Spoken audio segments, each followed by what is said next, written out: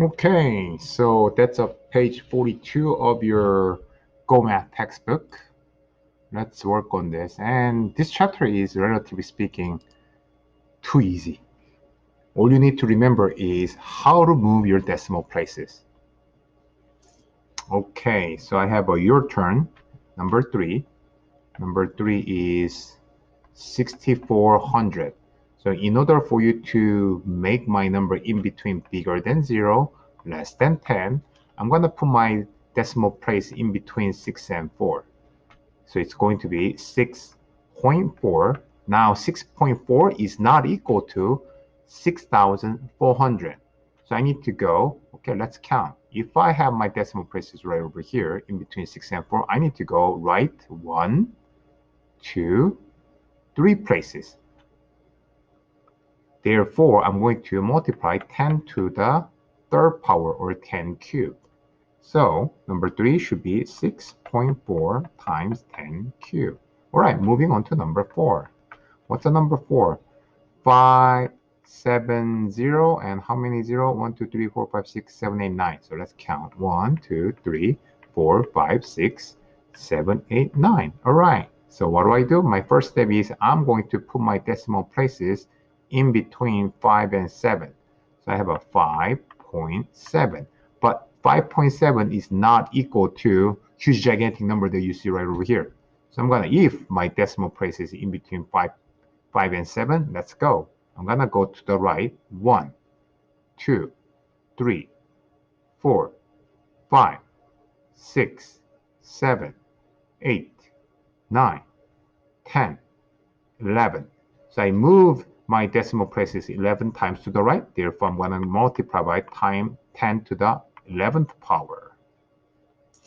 All right, number 5. Number 5 is another huge gigantic number.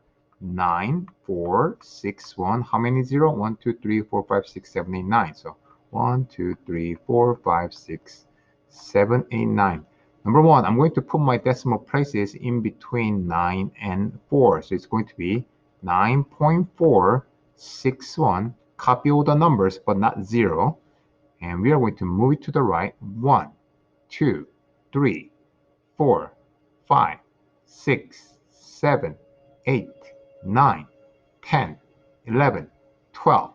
Since I move my decimal places 12 to the right, I'm going to multiply 10 to the 12th power.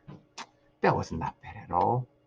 So the little thing that I want you guys notice is that number one,